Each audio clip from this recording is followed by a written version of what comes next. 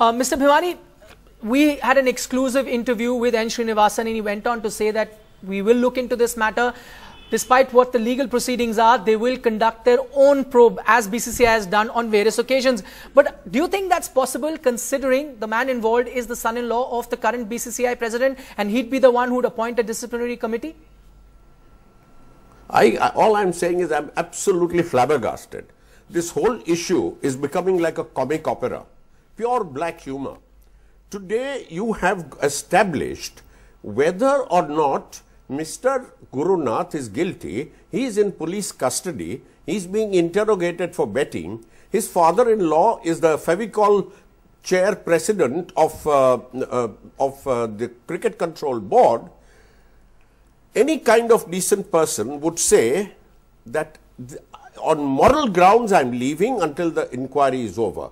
How can there be an inquiry from inside BCCI to talk about its own precedent? It has happened before in India, but it's a very bad precedent. Let me tell you one thing. I have mentioned this before, but today I, for example, for 5 years was a steward of the Royal Calcutta Turf Club, which is all about betting. Turf Club racing is all about betting. The 5 stewards who are in charge of that club are not allowed to bet.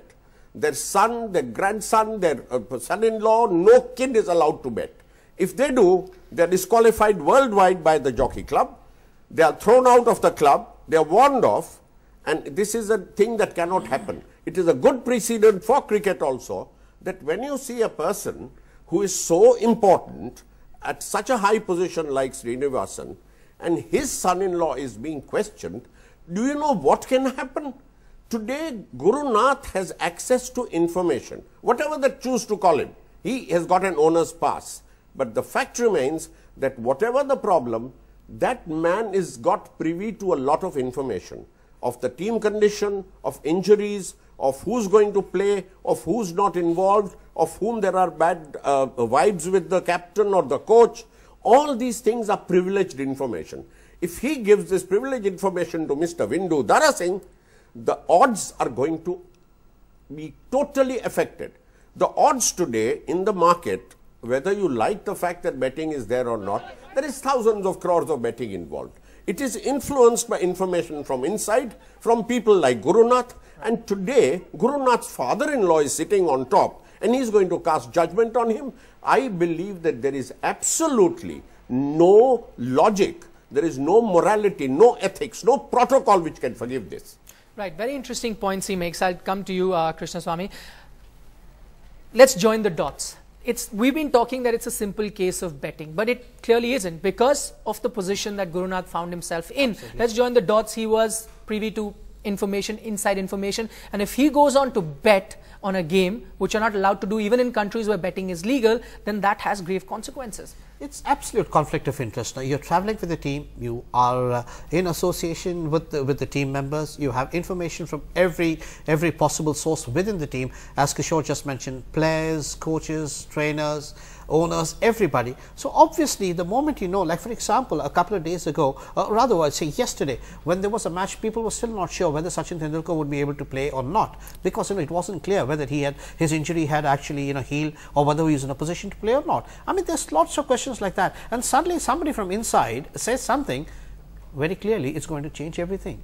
Now, even if betting was to be legal in this country, you cannot allow that. If it is illegal, that means 1, betting is illegal, 2, having privy to information and then getting into cahoots with the bookie, that's also illegal. I think it's a clear-cut case of conflict of interest. I think like his father-in-law, having been an owner, now he keeps saying that it's India Cements which is the owner. We all know who is the big shot in India Cements. I think it's all He's a controlling shareholder. He's a controlling shareholder. He's the BCCI president. We all know that, and he's also part of the. I mean, how can he be a major stakeholder or a shareholder of CSK also? I mean, it's everything is there. I mean, he's got so many hats. I think he's got a big, huge hat rack in his house. Where he can keep changing his hats all the time. So I think it is, I would say, untenable. We've been saying this for the last 1 week or so, and I think now with the powers that be within the BCCI also realizing that the longer that Srinivasan stays, and the longer there is focus on Mayappan and the CSK family, I think the worst damage is going to have. You've got a final coming up in, say, a couple of days, on 26th. So I think, and if the final has to take place, there are a lot of contractual obligations that need to be fulfilled. The television rights, the sponsors, the central sponsors, that's where all the money comes. If it doesn't happen right now and the final doesn't take place, you're not only going to lose all that money next year when the players go up for auction again, you also have to go in for a new franchise, because Pune has said that if there is Srinivasan, Sahara is not going to come in. So it's so bad, as Dino was just saying, it's all imploding from every corner.